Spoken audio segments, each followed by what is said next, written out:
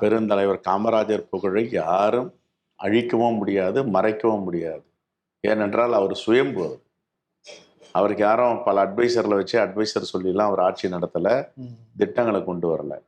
அவர் ஒரு சுயம்புவா தனக்கு ஏற்பட்ட அனுபவங்கள், மக்களுடைய பிரச்சனை, மக்களுடைய நாடி துடிப்பை கண்டறிந்து மக்களுக்கு எது தேவையோ அதை கொடையாக திட்டங்களாக கொண்டு வந்தவர் தான் பெருந்தலைவர் காமராஜர். எல்லாத்துலேயும் பார்த்தீங்கன்னா ஒரு அனுபவம் இருக்கும். மதிய கல்வி உணவு எப்படி கொண்டு வந்தார், ப்ராக்டிக்கலாக போய் சந்திக்கிறாரு, அங்கே உள்ள பிரச்சனையை கண்ணால் பார்க்குறாரு. மதிய உணவு திட்டம், பள்ளிக்கூட கல்வி. எதற்காக கல்வி? அடுத்த தலைமுறையை நியமிக்கின்ற இடத்தில், உயர்த்தி பிடிக்கின்ற இடத்தில், உருவாக்குகின்ற இடத்தில் கல்வி இருக்கு. பள்ளி கல்வியை ஆரம்பிக்கணும்னு விரிவுபடுத்துறாரு. அவருடைய நிதிநிலை அறிக்கையில் ஏறக்குறைய 1 விழுக்காடு கல்விக்கு செலவு பண்ணுறாரு. இப்படி ஒரு திட்டங்களும் அவர் அனுபவிச்சு மக்களுடைய பிரச்சனையை உள்வாங்கி செஞ்சிருக்கார்.